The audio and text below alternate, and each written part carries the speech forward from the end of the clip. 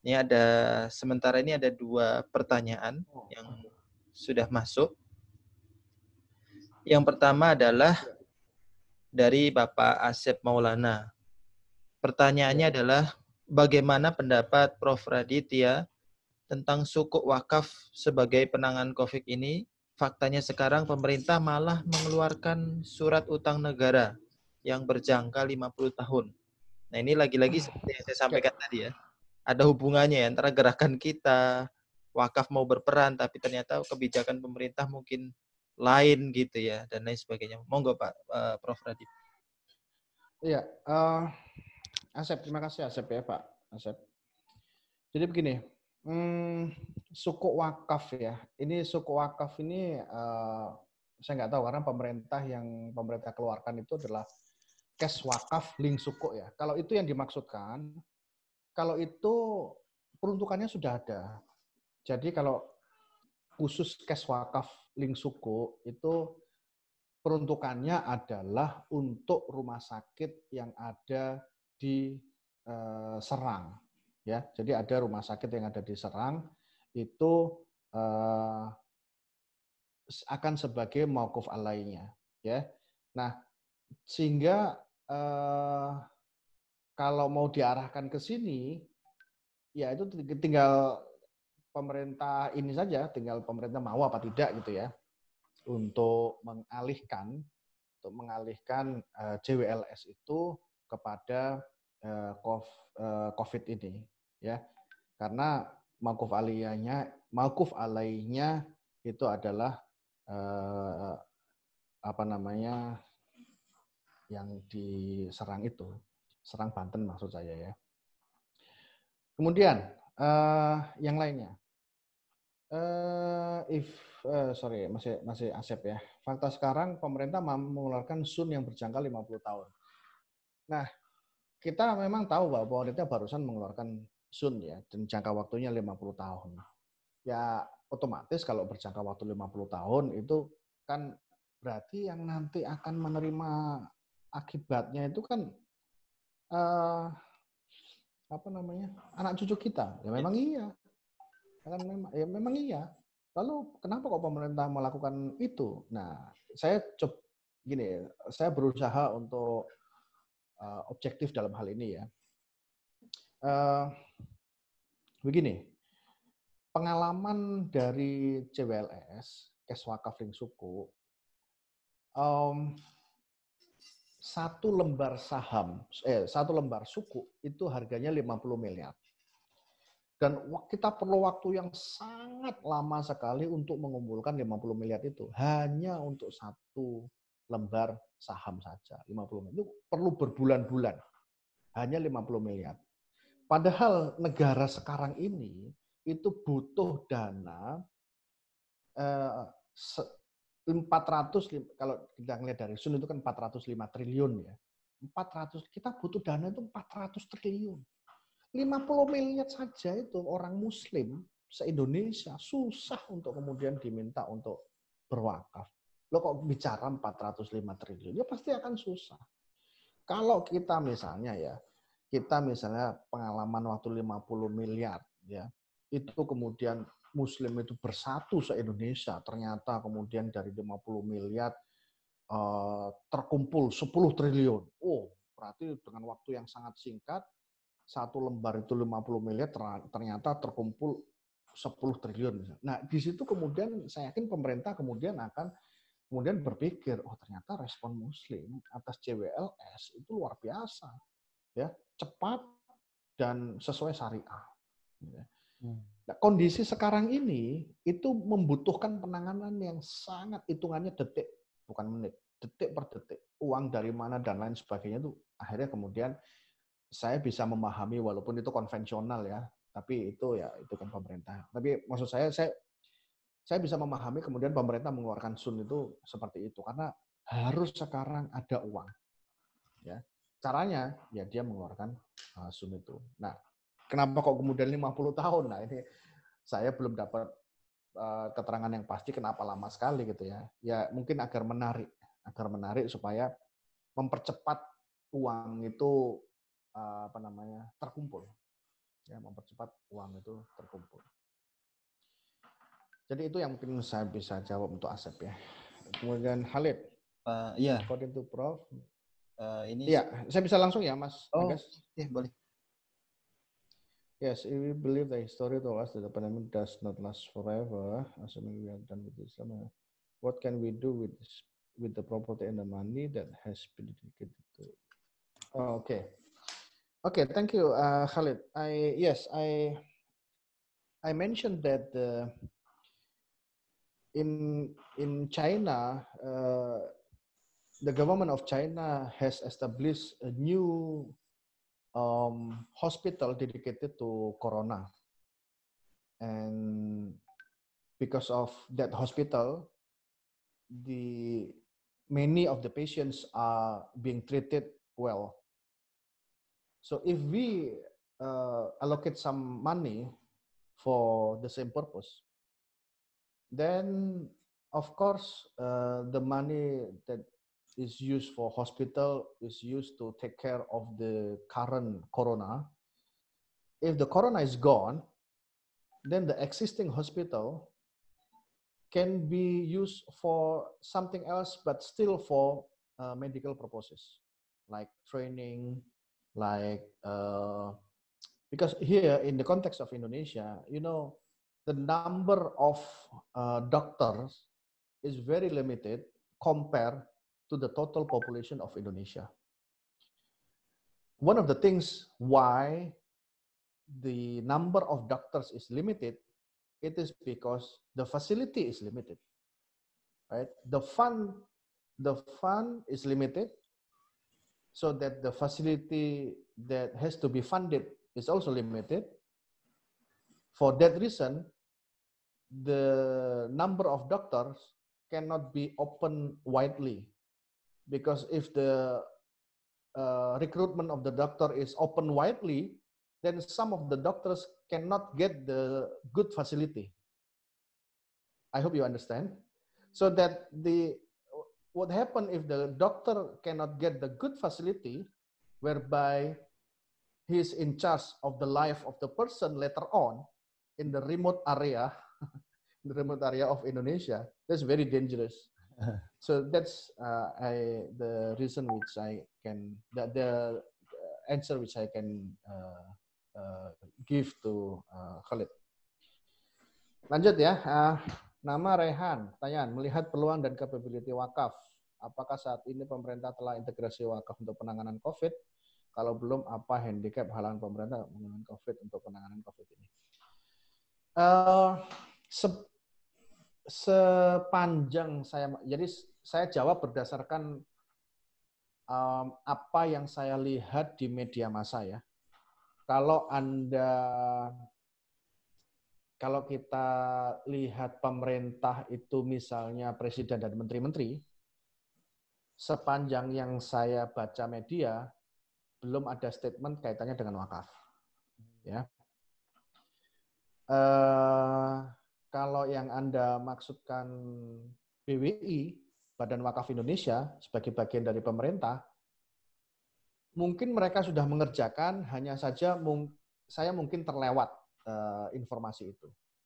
Atau mungkin lembaga, saya yakin kalau lembaga wakaf sebagai partner dari BWI, ya, saya yakin sudah melakukan. Ya, sudah melakukan untuk penanganan COVID ini.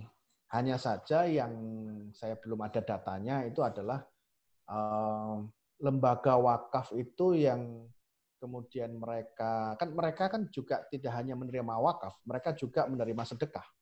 Ya, lembaga wakaf kan juga bisa menerima sedekah yang kemudian bisa diberikan untuk penanganan COVID ini. Saya yakin kalau yang saya kontak sekarang ini, saya sudah di Surabaya ya khususnya ya, ada LMI dan sebagainya yang saya sering ketemu itu, mereka juga menangani perihal masalah COVID ini, terutama adalah bantuan APD untuk para dokter, fasilitas masker, dan kemudian dan lain-lain ya, dan juga untuk sosial. Gitu. Ya, ini tugas kita ya. Ya, pemerintah sampai sekarang belum ada statement tentang wakaf, tapi oke lah, kita nggak perlu menyalahkan pemerintah. Yang penting kita suarakan saja wakafnya. Ya, kita suarakan, karena begitu kita suarakan, maka opini itu akan berubah, opini itu akan berbalik, ya, berbalik untuk mendukung kita, sehingga mudah-mudahan impian kita agar wakaf itu bisa berkembang di Indonesia itu menjadi kenyataan. Ya, itu mungkin yang bisa saya jawab untuk Mas Rehan, ya. Baik. Oke, ini sudah kelihatannya Mas, ya. Ya, baik. Monggo, saya Pak, kembalikan Mas Agus. kepada teman-teman yang lain, jika masih ada yang ingin bertanya, boleh. Masih ada mungkin satu ya Pak ya. Sambil menunggu pertanyaan yang lain, kami dari Wasit tentunya juga meng-highlight ya. Tadi Prof. Radit menyampaikan di Italia itu kondisinya kenapa urgent dan banyak yang meninggal karena salah satu faktor terbesar yang mempengaruhi death rate itu tadi adalah ketika pasien yang membutuhkan ventilator ternyata jumlahnya lebih kecil daripada jumlah pasien yang membutuhkan. Maka kebutuhan ventilator memang sangat urgent ya. Tentunya itu masuk bagian dari pemanfaatan wakaf untuk jangka panjang bisa tentunya. Karena menurut koordinasi kami dengan tim Dompet Duafa tentunya yang akan memfasilitasi untuk wakaf ventilator, yang juga salah satu bagian dari encourage acara hari ini adalah kemudian nanti ketika ventilator itu dipakai sudah selesai, maka insya Allah akan bisa dimanfaatkan untuk disewa di rumah sakit yang membutuhkan yang lainnya untuk pasca wabah. Ini berkaitan dengan pertanyaan Brother Khalid juga, ya kan, bahwa instrumen wakaf dimanfaatkan menjadi sebuah alat untuk penguatan sistem kesehatan yang kemudian nanti bisa menjadi jangka panjang selanjutnya dimanfaatkan untuk ya di kesehatan itu sendiri, di dunia kesehatan itu sendiri. Nah itu mungkin teman-teman. Jadi terima kasih sebelumnya untuk teman-teman yang sudah berwakaf untuk membantu mewujudkan wakaf ventilator tentunya.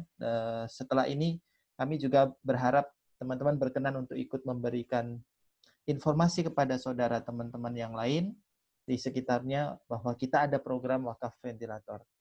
Demikian. Nah, ini ada pertanyaan baru nih, Prof. Radit. Dari Saudara Ilmi.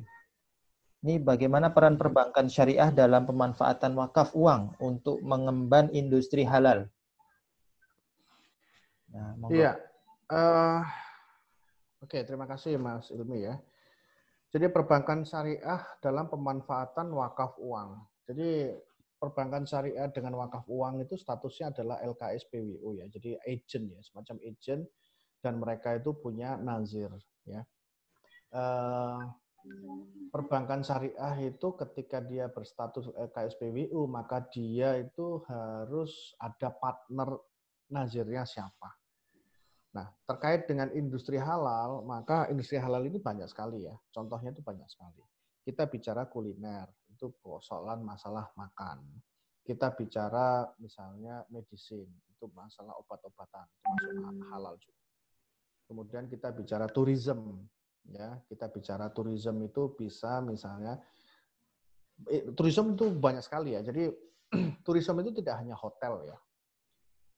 Hotel itu sebagai akomodasi untuk pariwisata. Tapi juga halal tourism itu bisa dimaknai pula yang sifatnya adalah edukasi ya. Jadi maksud saya itu begini. Dan ini juga sebetulnya peluang bagi kita sebetulnya ya. Ini saya mau cerita dulu ya sebelum nanti saya akan menjawab. Saya punya kawan orang Sudan ya. Sudan, saya dekat sekali dengan beliau. Dan di Sudan itu sumber daya alam itu luar biasa banyak sekali. Hanya saja mereka itu memanfaatkannya itu sangat terbatas. Jadi mereka kalau makan pisang, itu dimakan pisangnya saja, kulitnya, terus kemudian pohon pisangnya, daun pisangnya itu dibuang begitu saja. Hanya dimakan. Dan dimakannya pun dimakan buah itu, tidak dijadikan pisang goreng, tidak dijadikan keripik pisang goreng, dan sebagainya. Hanya dimakan buahnya saja. Nah, kemudian saya pernah diundang ke Sudan untuk bicara tentang UMKM. Terus kemudian saya bilang di forum itu bahwa kalau mau belajar tentang UMKM, datanglah ke Surabaya. Dan akhirnya mereka datang ke Surabaya. Mereka datang ke Surabaya, kemudian mereka saya tunjukkan UMKM yang ada di Surabaya. Mereka terheran-heran ketika melihat fakta bahwa ternyata pohon pisang itu bisa jadi kursi. Pohon pisang itu bisa jadi meja dan sebagainya. Nah, inilah yang kemudian saya mau menjawab ini, industri halal ini. Industri halal itu sebenarnya potensi Indonesia sangat luar biasa sekali, ya. Kayak kenapa? Kita bisa menarik mereka itu orang Afrika, orang yang sumber daya alamnya luar biasa, tapi mungkin yang mereka kurang adalah inovasinya. Di Indonesia inovasinya luar biasa, sehingga niche market itu yang kemudian bisa kita ambil, ya. Sehingga kita bisa kemudian kontak sama travel agent, ya kita buatkan program. Kita itu harus banyak belajar sama Malaysia ya. Malaysia itu luar biasanya adalah mereka itu sudah membuat medical tourism. Medical tourism itu kalau ada orang yang kepingin diobati di Malaysia, ya cek darah ataupun periksa mata itu waktunya ada paket-paketnya. Seminggu di sana, tapi ke dokternya, ke rumah sakit ya mungkin hanya 1 hari. Lain-lainnya itu adalah nengok pariwisata yang apa yang ada di Malaysia. Nah itu sebetulnya kita belajar dari situ. Kita belajar bagaimana kita bisa menarik orang Malaysia, menarik orang Timur Tengah, orang Afrika yang kemudian datang ke Indonesia, tidak hanya mereka menikmati pantai, tapi ada hal lain.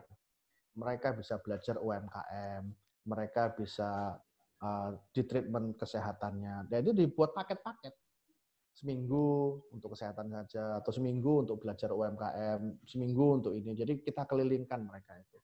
Nah ini yang sebenarnya menjadi potensi kita.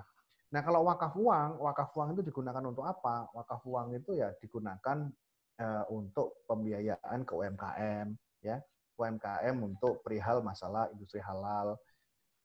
Karena UMKM untuk kita bicara industri halal itu tidak hanya bahwa makanannya itu jangan babi, makanannya harus daging, bukan hanya itu. Tapi industri halal itu juga meliputi misalnya kebersihan, higienis, ya, kejujuran dalam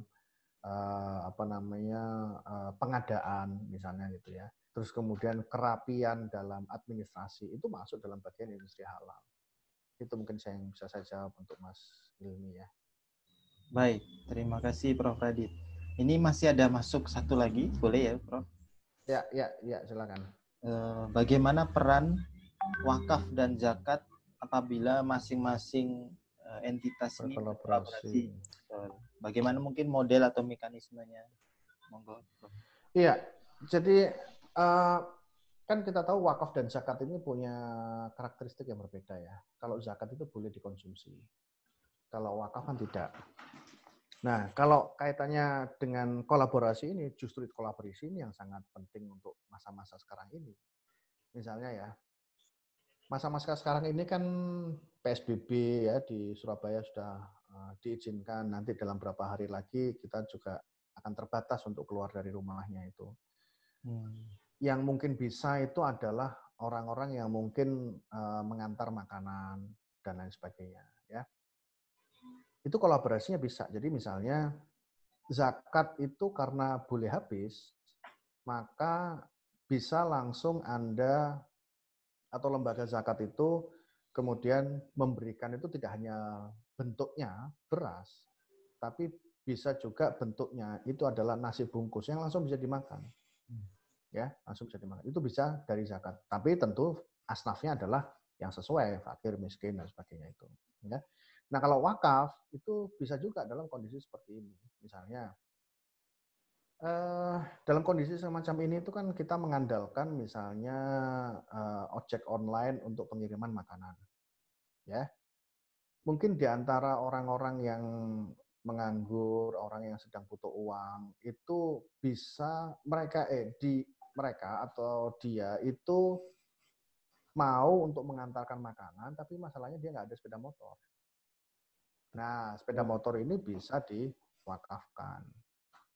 Ya, ya tentunya mekanismenya nanti tata kelolanya ini harus bagus. Ini nanti statusnya bagaimana? Maksudnya itu siapa wakifnya, kemudian nazirnya, kemudian nanti apa namanya melalui wakaf melalui uang atau kemudian nanti wakifnya itu langsung memberikan sepeda motor. Nah itu persoalan lain. Tapi aset sepeda motor itu bisa dari wakaf. Jadi kalau sepeda motornya itu dibantu dari wakaf, zakatnya itu adalah untuk barang makanan yang bisa langsung dikonsumsi oleh asnaf tadi. Betul. Itu kira-kira Mas Agus. Baik, sangat menjawab ya, insya Allah sudah. Mungkin secara implementasi tinggal perannya siapa yang dibagi fungsinya. Ada yang bertanggung jawab tentang koordinasi ya, mungkin butuh satu tim khusus. Nah itulah. Ya, itu terakhir Mas, mungkin ya. Nah ini apa yang mau saya jawab merespon tadi Mas Agus dan juga pertanyaan sebelum ini dan juga pertanyaan yang baru muncul sekarang ini tuh saya mau jawab sekarang. Kondisi sekarang itulah menjadi penting kolaborasi. Siapa yang harus dikolaborasi? Pertama adalah pemerintah. Sama siapa lagi? Pemerintah, lembaga wakaf dan lembaga zakat. Kenapa kok itu menjadi sangat vital sekali? Pemerintah dia yang punya data apa yang harus dibantu, ya kan mereka punya data penduduk Surabaya itu berapa banyak, siapa yang miskin, daerah mana yang miskin, daerah mana yang kaya dan sebagainya itu pemerintah yang punya. Nah apa kemudian peran zakat dan peran wakaf? Nah itulah yang kemudian peranan itu bisa ada ketika ada kolaborasi itu. Jadi tidak overlap. Jadi misalnya pemerintah bisa saja mengatakan begini, oke di Surabaya ini daerah sini yang sangat membutuhkan karena di daerah itu kebanyakan adalah orang-orangnya seperti ini, pencahariannya seperti ini, pada masa COVID itu mereka kendalanya seperti ini. Oke, siapa bisa bantu? Lembaga zakat mungkin bisa bantu. Lembaga zakat bantu yang sifatnya adalah bisa dikonsumsi seperti tadi, makan, minum dan sebagainya. Tapi di situ ada juga yang sifatnya bisa beroperasi suatu kegiatan ekonomi di tengah-tengah COVID ini, ya wabah ini, misalnya daerah itu ada orang yang bisa masak tapi wajannya lagi rusak, kompornya nggak punya. Nah itu dengan wakaf. Daerah itu, biarlah daerah itu kemudian sebagian itu ada yang masak itu nanti dibeli sama lembaga zakat.